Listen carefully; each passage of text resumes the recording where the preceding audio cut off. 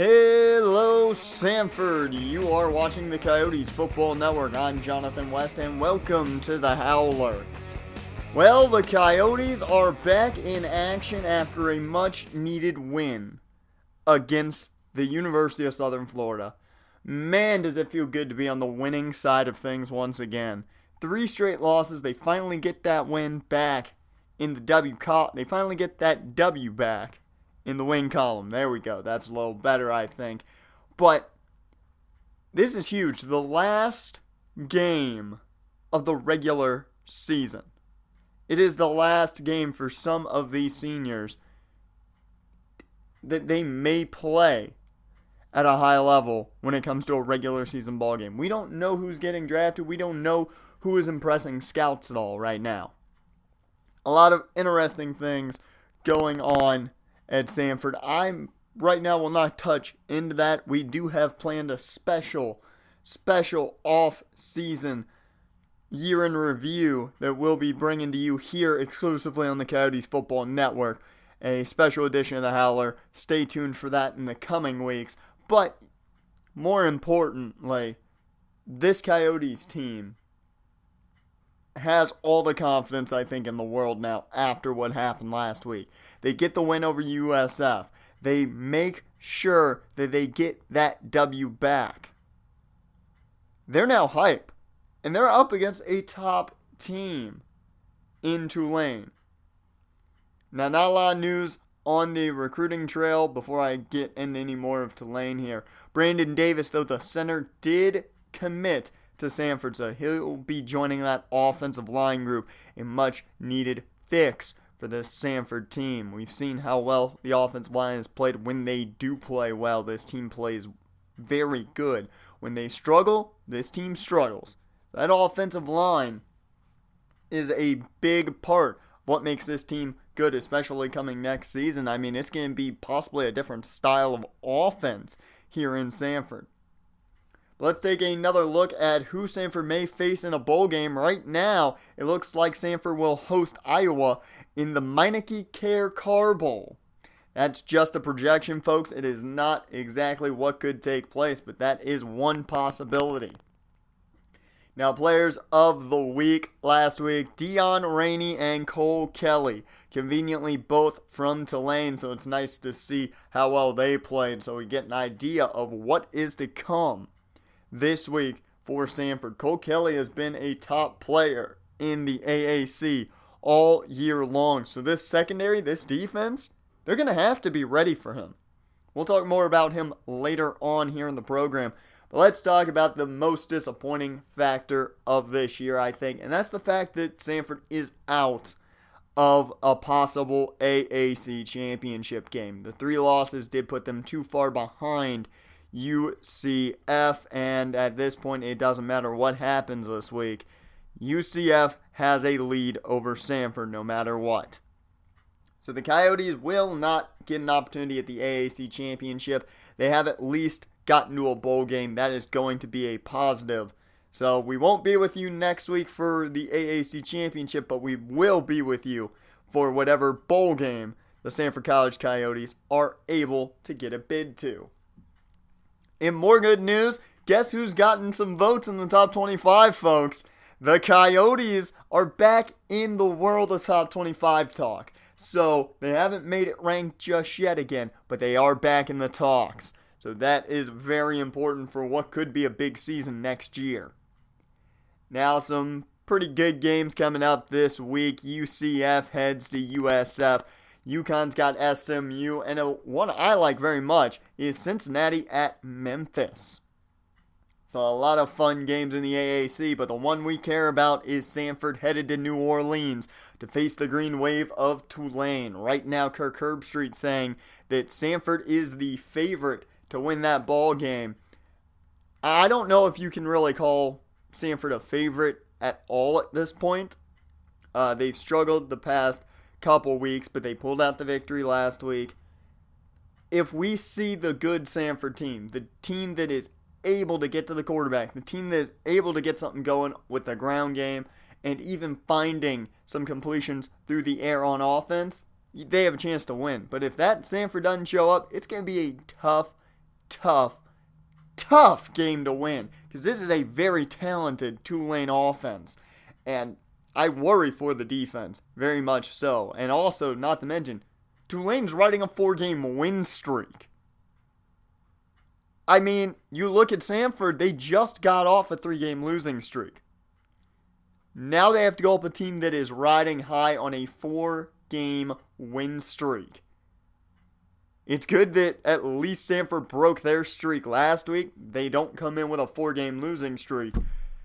Hopefully, though, that win last week has propelled them to positivity. I did talk to Claude Fleming, luckily getting a chance to get some words with him. Tanner Patrick not available for comment during the week for the media. But Claude Fleming I did get a word in with, and his take on this whole season was great.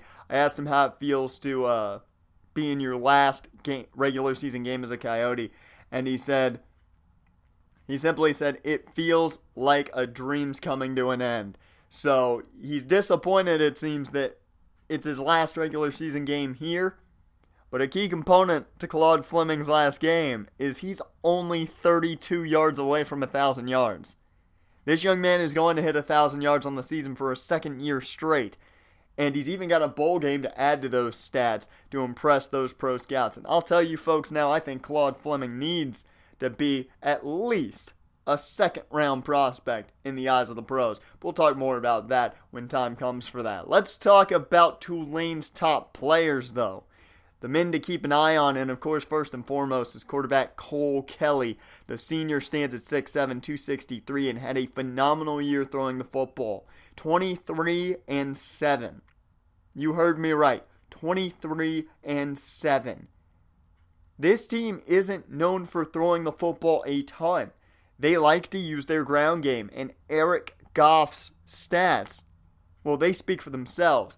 However, their top guy, TJ Hammond, he got hurt very early on this year, hasn't been able to play. Eric Goff has stepped up and played extremely well. Hammonds is questionable, but right now it sounds like he's not going to make it to the ball game. So, that means it's all about Eric Goff. We'll talk about him in just a second. It's disappointing for TJ Hammonds, the senior, not to get to play as much as he would like here in his last year. But Eric Goff, folks, 291 rushing attempts. That is absurd. 1,820 yards, averaging 6 yards a rush and 165 yards a game.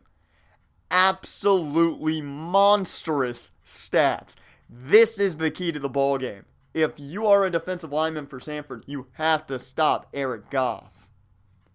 On the defensive side of things for Tulane, Dion Rainey. We talked about him as Defensive Player of the Week this past week. 6.5 sacks. He's got 2 forced fumbles. He is a force to be reckoned with. 20 tackles for loss. He can get there and get Claude Fleming and Tanner Patrick. They got to be weary of him.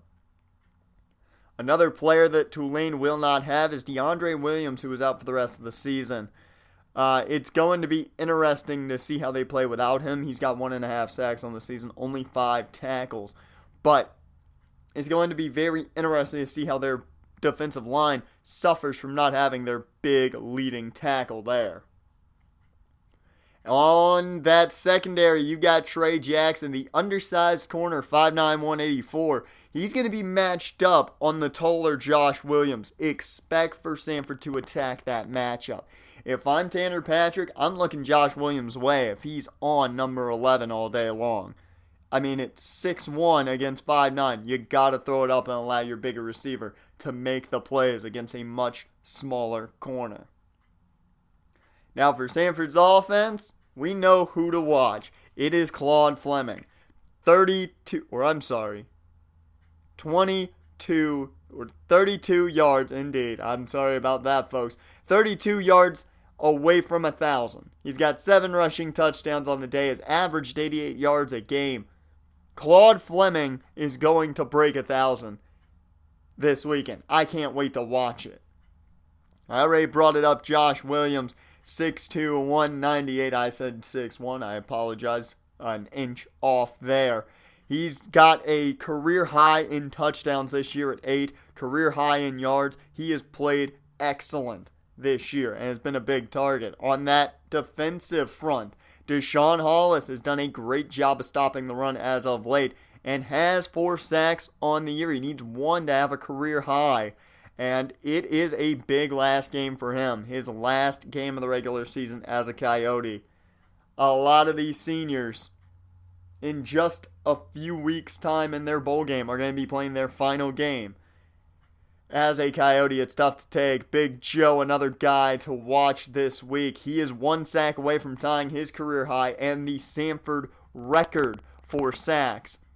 We'll see how Joe does this week. I'm hoping that record gets broken either now or in the bowl game. And finally, Flash Gibson at corner. He hasn't had the best year, but he does lead the team in interceptions with 3. It's been a very down year for interceptions for the secondary, but Flash Gibson has shown up as of late, and he has to play well. He can't give up the big plays like he did in the losses. So let's talk about this Sanford team here in their last regular season ball game. It's been a fun ride with this team throughout the regular season. It looked extremely positive. And it looked like maybe a national title contender before the UCF game. But something went wrong there. I don't know what exactly it was, and I don't think the coaching staff really understood what went wrong. Now, the defense didn't play their best this year. That was obvious to see. But something mentally, I think, went away from this team during that 3-game losing stint. There was something bugging this team, and finally I think it's off their back now that they got the W's back. There was a little bit of confidence that I think went away when that UCF loss happened, and that's what led to a loss against UConn at home. SMU at home in the snow. I mean, this team has proven, especially early in the year, that they were national title contenders. They beat Oklahoma State, Penn State. They beat the teams they weren't supposed to. So you look at this team, you look at who's leaving this year. Tanner Patrick, Claude Fleming, Rob Thomas, Deshaun Hollis, Joe Irvin, Flash Gibson, a lot of talented young men. But the key component is, throughout this season, we have seen some of those players that are going to take their spots play very well. Justin Moss has had a career year. Joe Baker looks like he has what it takes to be that starting running back. A lot of folks thought when Baker got here that he might not have it in him to be that 3-down starting back. Well, he's looked very good in his amount of reps here early in his career, and I'm excited for next season with him. And a key factor, I think, for everyone is quarterback John Scott. We're going to be seeing him next year. And this offense is more than likely going to change to much more of a pass-style offense. You're not going to see as much option as we've seen unless Tyrese Baker gets involved with it. I don't see this team wanting to run the same style they've done for the past number of years. Coach Wolf's going to have, for the first time, to really look at his offense and figure out what works. So next year is going to be a very interesting year. A lot of young talent coming in from recruiting. Of course, the big name being Keith Darby at cornerback. It's going to be a huge step in an interesting direction for these Sanford College Coyotes. But we're not there yet. There is one last game this weekend against Tulane. And the Coyotes, I think, realize that, especially the seniors. They want to go off on the right foot. They don't want it in that losing streak and then have to lose the last game of the regular season. And I think, if I know Coach Wolf like I believe I do at this point in time, he has preached to this team about that they're one loss away from not seeing double digits. For you folks who may not understand that, this team stands at 8 wins on the season. 2 more wins, meaning this game and, of course, the upcoming bowl game, whatever it may be. That's double-digit wins on the season, and Coach Wolf has preached that before here at Sanford. Their first year getting double-digit wins. He preached how important seeing not just a single digit in that win column. So you look at this team, and I think they are ready to give it all they got in the last regular season game and the bowl game in the coming weeks. We'll see you folks this coming weekend as it is Tulane hosting the Sanford College Coyotes. We're off to New Orleans, the Big Easies. Got Hounds coming in. It's going to be a fun one. I've been Jonathan West. We will see you folks this weekend. Hello, Sanford. You are watching the Coyotes Football Network. I'm Jonathan West, and welcome to the Mercedes-Benz Superdome here in New Orleans as the Tulane Green Wave host your Sanford College Coyotes in the final game of the regular season. This is huge. This is enormous for the Coyotes. One, you're playing your last regular season game, some of these Coyotes, these seniors here. But you also get to play it in the Superdome. This is an NFL stadium. Just think if you can pick up a win in an NFL stadium, hey, maybe, just maybe, some scouts will look at that and take into consideration, he can win in the big time.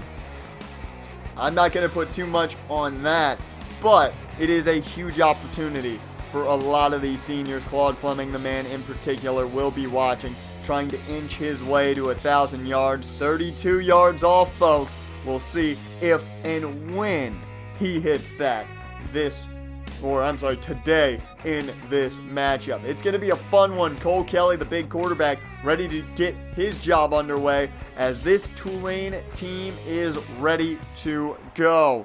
Sanford to kick this one off as they deferred to begin. And it looks like, yes indeed, it's too far for them to take it. They'll just knee it down. So as I like to say, the most boring beginning to a football game, but it is off here. Tulane out of the shotgun will play action. Kelly looks to throw, has plenty of time, and nearly taken away. Matthew Fowler had his hands all over it.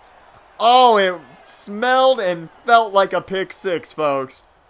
That would have been a wonderful way to begin, especially to take that confidence away from Cole Kelly as 2nd and 10 now. Single back formation. They'll go play action, trying to attack this defense of Sanford. It's a 7-yard gain for DJ Owens, brought down by Sam Moore. 3rd and 3. Kelly looking to find his man. Finds Bell, the tight end. That is a big first down, 6-yard gain. And the no huddle continues. Kelly out of the shotgun, looks to throw. He's going to find his man, but Thompson can't catch it. That is incomplete, and the Coyotes are looking to make someone pay here. 2nd and 10, man in motion. As Kelly drops back again. They have not run the football once, as that's DJ Owens again. 16-yard reception, and Tulane is driving. Surprisingly, no run plays by the Green Wave just yet as Kelly hands it off here to Goff on the delayed handoff, but he is stuffed. That D-line not going to allow much. Sam Moore came down to help with it. It's Kelly to throw on 2nd and 11. Bell makes the catch. He was slowed up by Moore. It's tackled for a 6-yard gain. 3rd and 5. Kelly dropping back. Looks to throw, connects with Thompson, but he's short of the marker, and they will mark him short. It's only a 3-yard gain. Good tackle by Scott Boyd as that's 1st and 10 now for Sanford as they punted it away. And wide open, it's Newman off the play action. Into Green Wave territory, 34 yards. That's the exact play that Sanford wants to begin this game with. Wide open was Lorenzo Newman, and the big tight end has been a playmaker this year. 1st and 10 in the I formation. And it went right where everyone expected, Claude Fleming, and he doesn't get anything back to the line of scrimmage. 2nd and 10, offset I form, and they're going to go play action again. Patrick on the roll. He'll connect with Rob Thomas. Senior to senior connection, only picks up about 2.5. on that on that reception. 3rd and 7 as the defense chance of rolling in here in the Mercedes-Benz Superdome. And that is Adam Gillette, the true freshman, with a 10-yard gain. He was left wide open right at the sticks.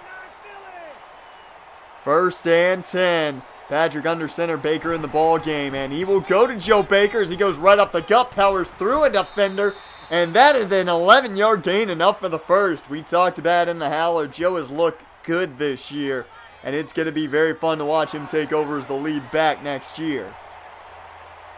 1st and 10, Brown in motion as Fleming gets the handoff, and he's got room. He's fighting, and that's another first down through the ground. 12-yard gain for Claude Fleming. He's 20 yards away from 1,000 as 1st and 10 play action. Patrick quickly attacked as he just got that one off, and luckily it falls incomplete. 2nd and 10, I formation. Handoff goes to Fleming, and he spins his way after getting a small hit there. He'll find 6 yards, and that's another nice carry for Fleming. 3rd and 4 coming up. They can get a first down at the 1-yard line as Patrick drops back out of the single back and connects with Rob Thomas. Touchdown Sanford, senior to senior connection to begin the day. What a throw.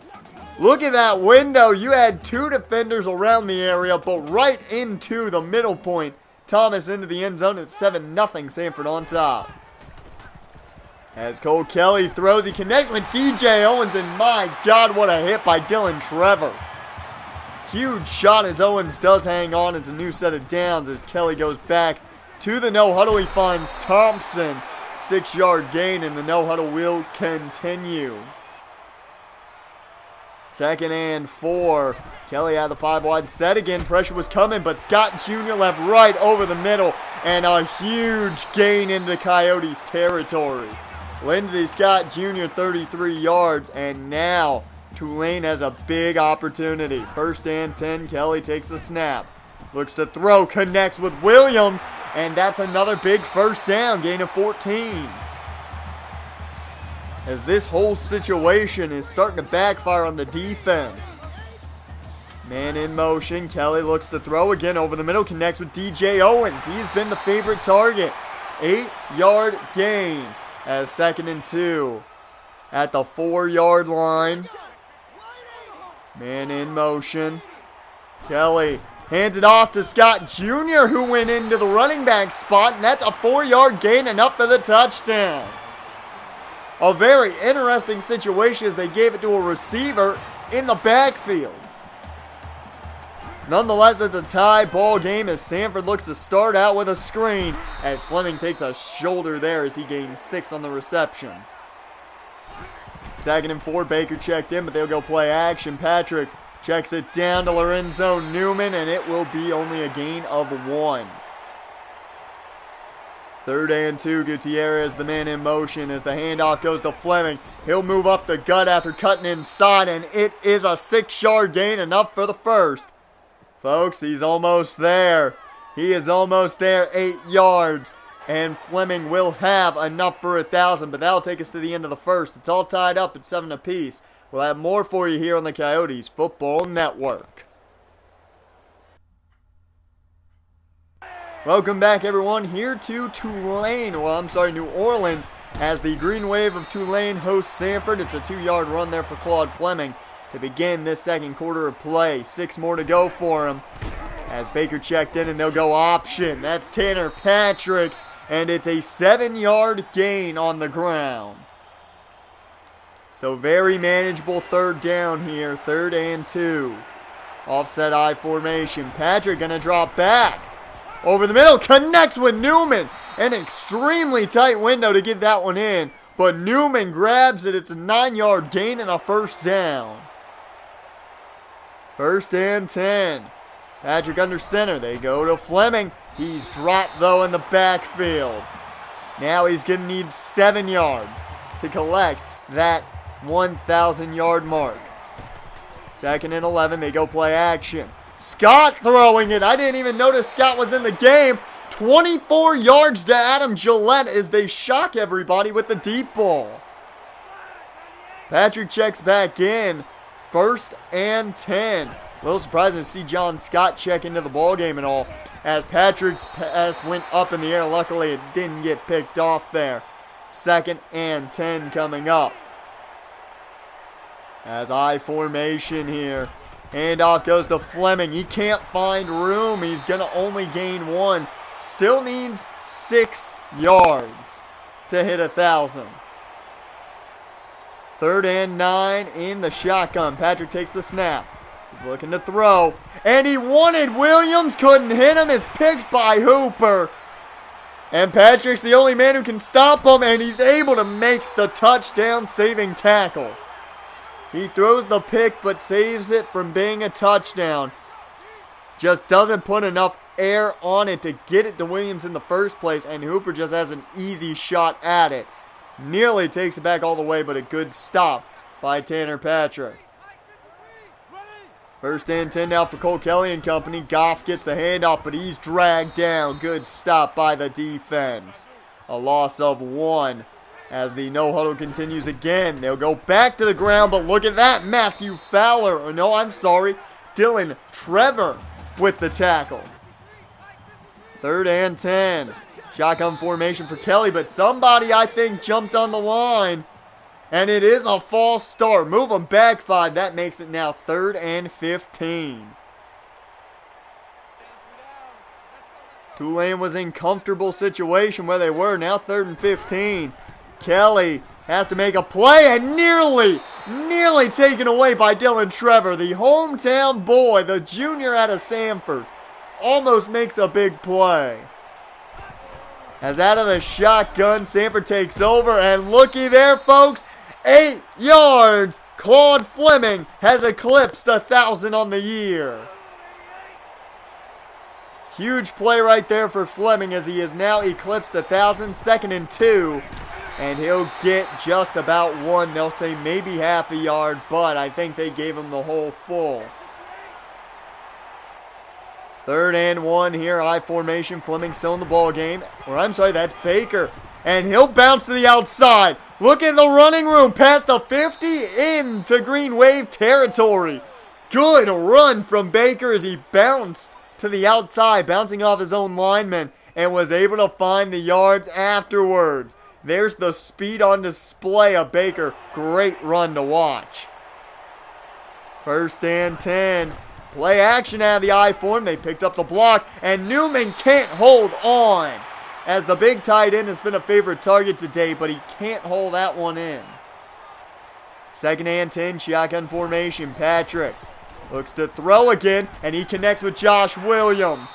The sophomore gains 9 on that reception, and since he's cleaned up, he has been much more productive.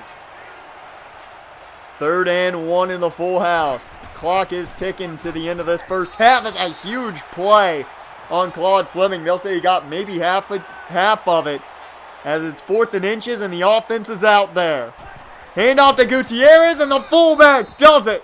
The freshman fullback with the first down, gain of 3. 2nd timeout taken by Sanford. 1st and goal. Patrick drops back. He's looking to throw.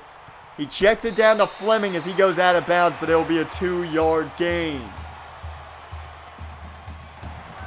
2nd and 12 with less than a minute to go here in the first half of play. They go to the option as Patrick tries just to gain some yards. He'll get back to the original line, so a gain of 2 as the clock continues to run. 3rd and 10 in the shotgun here, folks. Patrick taking his time. He takes the snap, looks to throw, but he goes down. Bill Hooper, the man who got the interception, gets a sack now on Patrick with just about 12 seconds left to go here in the first half. 4th and 18 and 2 seconds remain. They're going to take a shot here as John Scott's in the game. He'll just throw it to the end zone, and it falls incomplete. Well, that's the end of the first half. It's 7-7. It's been a tight one so far. Sanford gets the ball after half. We'll see what they can do here on the Coyotes Football Network. Welcome back, everyone, to New Orleans as Tulane is tied here with Sanford. As Sanford's got the ball here to begin this second half of play, and it's a solid carry to start things off. Claude Fleming, a gain of 6 around that right side. Or I'm sorry, left side. Second and 4 in the full house now as the handoff goes to Joe Baker. He's fighting inside and finds 3 yards. I'm surprised he was able to get that much. They were trying to corral him quickly. Third and 1 in the pistol. It's a handoff to Fleming. He finds the first down and plenty more. Another gain of 6 for the man wearing 36.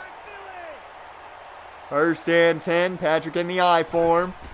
They're going to go play action again. Patrick, wide open, Pat Jackson.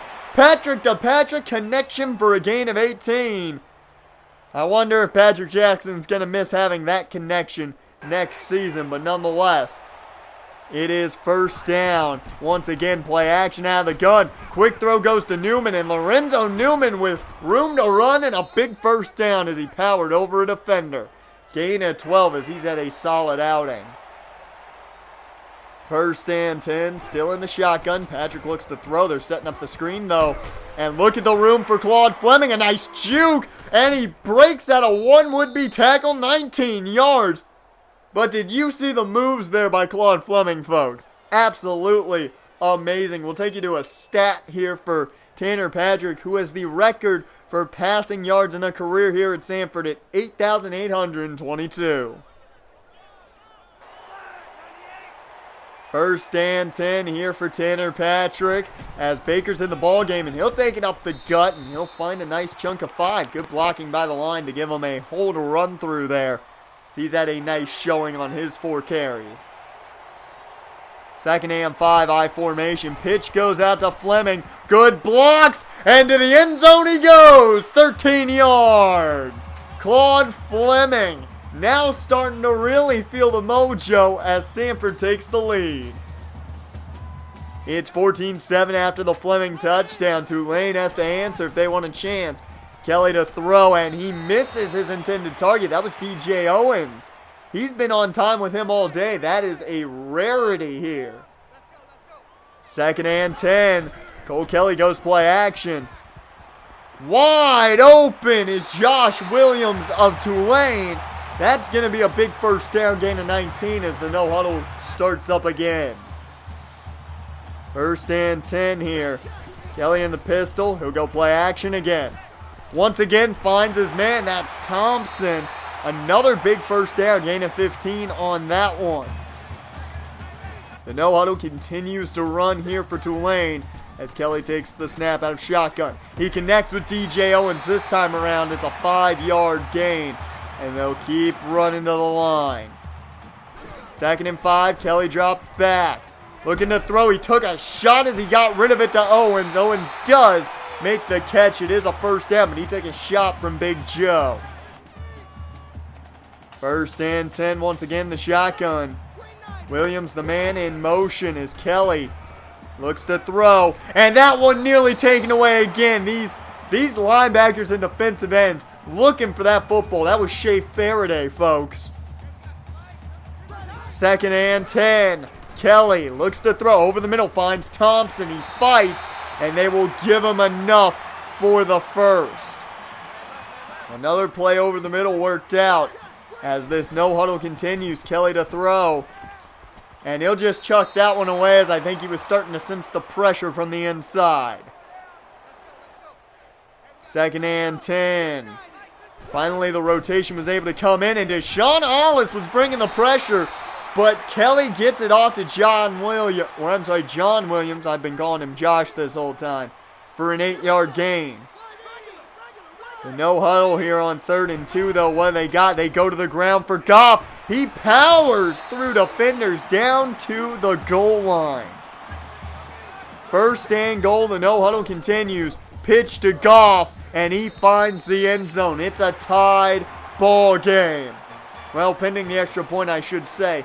But now Eric Goff with the touchdown to match Claude Fleming's. Conveniently, both on tosses. First and 10 now for Sanford as they take back over. They have to answer now as Fleming gets a nice carry on the ground here. Gain of 9. The game just starting to look even better for Fleming as it goes on.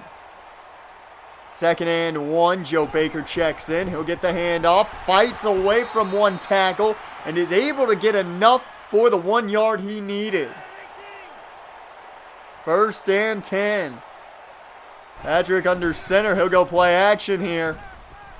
And finds Lorenzo Newman, but he can't hold on. You gotta make those plays. 2nd and 10 in the pistol.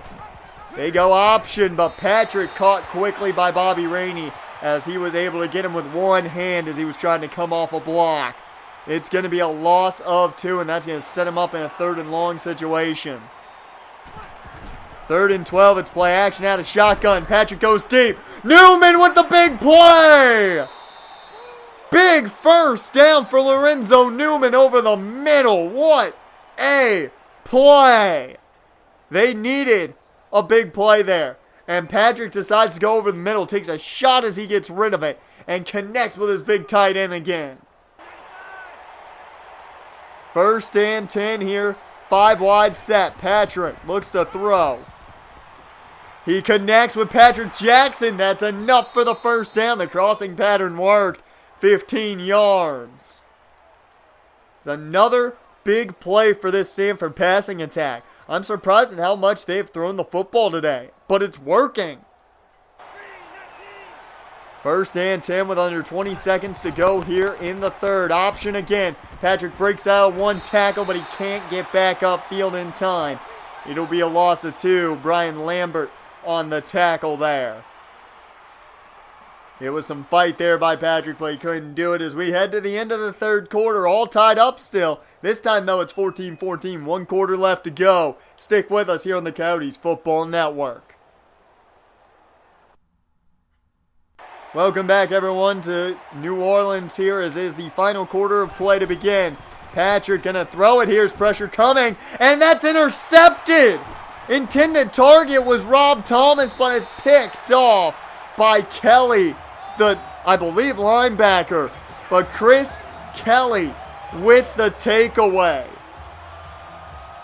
I think Patrick threw it a little sooner than he wanted to because of the pressure coming in.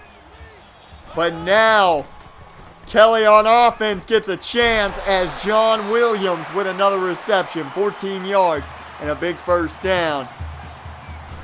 As Kelly takes the snap after the no huddle, but he falls incomplete, and that is a good pressure there. Cole Kelly's had a solid day, but this defense wants to shut him down now as Kelly looking for the screen, but that was covered well by Big Joe. That's a defensive tackle, folks, who played it like a corner. What a play. Look at Joe just run with the screen. He knew exactly where it was going and kept perfect pace with it. 3rd and 13 here. Big play for the defense as Kelly connects. DJ Owens, 14 yards. But we do have a review coming in. Let's see here. Where does that foot land? That is out of bounds, folks. That needs to be reversed. That needs to be reversed. And the call's in. And it is reversed. 4th and 13, it's back to Sanford. Sanford with great starting field position after the punt. But Tanner Patrick can't get it off in time. He goes down for a loss of 9. Dion Rainey, the defensive end, picks up his 1st sack of the day. 2nd and 19 coming up now. Baker in the ball game in the shotgun. Patrick setting up a screen. Baker able to get it. He's got room. And he finds a short hole to run through. That's an 11-yard gain. If he hadn't gotten tripped up, that was a huge run there coming. 3rd and 8 now as Fleming's back in here as they're in their shotgun. Patrick to the air, wide open was Josh Williams. Number 10 down to the 5. 38-yard gain. What a play. This mesh pattern is their bread and butter. They love that route. And when that man is open, it is the deadliest play in the playbook. First and 10. I formation. Pitch goes out to Baker. He got some blocks, but just off the block early enough was James Campbell. If he's just held there for just a little bit longer, he gets the chance. But Patrick now has to go play action. He'll run right into a defender. That is a loss of 4 on the sack, Larry Bryant. This means it's a huge 3rd and goal here for Sanford.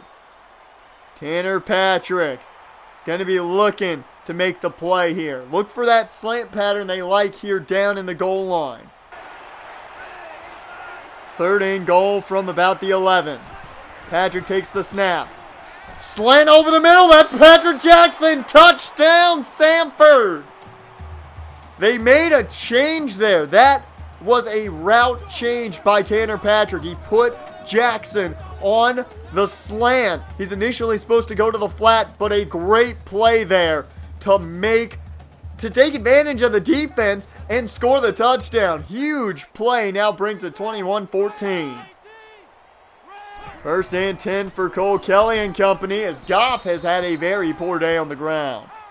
He has not found room to run, averaging a yard a run.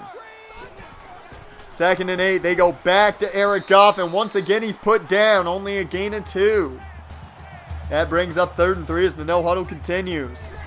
Kelly takes the snap, looking to throw. Wide open though, that's Brandon Bell.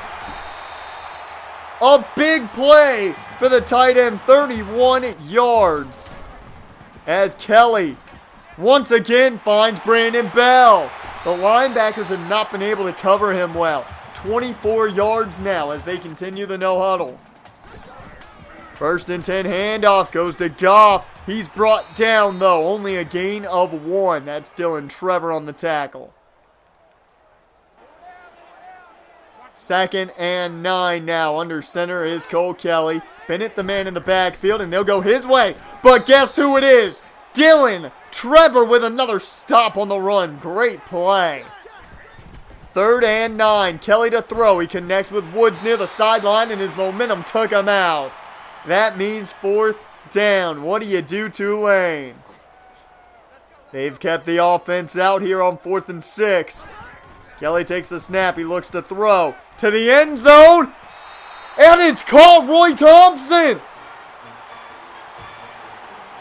What a catch at the edge of the end zone. We got to take another look at this one.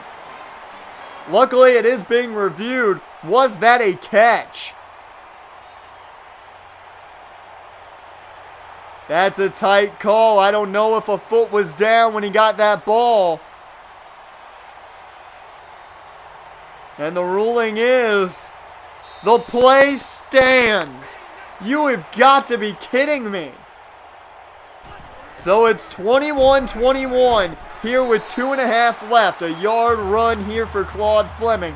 But this does fit into Sanford's style. They can now run the football to their liking. 2nd and 9 out of the shotgun. Patrick looks to throw here. Connects with Baker, but he can't hold on. A drop that would have been huge for this team. 3rd and 9 out of the shotgun. Patrick takes the snap, looking to throw. Everyone seemingly covered as that's intercepted by Napoleon. He wanted, I believe, Adam Gillette was his intended target. But he was extremely covered. I don't know why Patrick threw that one. That's been his poorest decision of the day. 1st and 10 now for Tulane. 1:44 left, and they're in great field position. As the check down goes to Brandon Bell and in the flats. That's a 2-yard gain. Sanford took their first time out. 2nd and 8. Kelly under center here. As he drops back. And that one falls incomplete. Dustin Jordan trying to make a play on it. Didn't matter though. 3rd and 8. Bennett is still in the ball game. I believe Eric Goff is on the sidelines hurt. As a sack comes in. Shea Faraday. The young defensive end makes the play, but they keep the offense out on 4th and 16. Tulane trying to make a big play happen. Wide open was Owens, but he can't bring it in. Turnover on downs. This defense is lucky that Owens had to try and make the spectacular catch to make that happen. He tried to lay out, couldn't bring it in. It's Sanford football with 1:26 left. Patrick to throw. He's rolling out. He's just going to take off with it. Dives. That's a first down. As this offense now in great position to at least get a Jackson Stone field goal. Patrick goes to the screen for Baker. Great blocking and a big first down. 16 yards, as that is huge for them. They are just about in Stone field goal range. First and 10. Patrick rolling out. Trying to pump fake. It's not working, as he'll lose 11 on that sack. Second and 21. They need a play here. 15 seconds left. Patrick throws. Connects with Williams. He's out of bounds. 17 yards. They are officially, I think, in Stone field goal range. It's a 47 from there.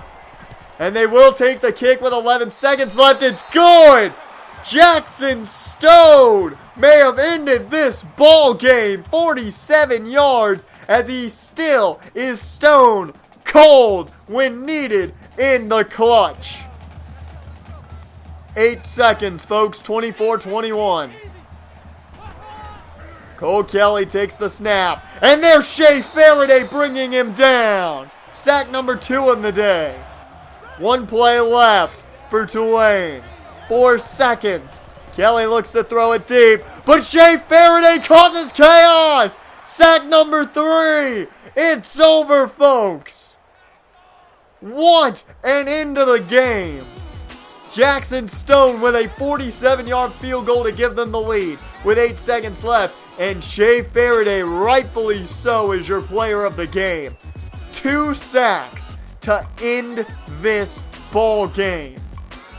We knew Cole Kelly had a hell of an arm, so if he got an opportunity, he could have made those plays to give them a chance. But Shea Faraday makes the big play to end this game with those 2 big sacks. Tanner Patrick had a very up and down day. He made some big plays, he made some big mistakes. But the key component to all this was when it came down to it, Sanford made the plays they needed to. The Patrick Jackson touchdown. The big screen to Joe Baker. The play, of course, I think, to Josh Williams. He even got out of bounds. Sanford didn't need to use a timeout. I don't even think Coach Wolf knew they had one left.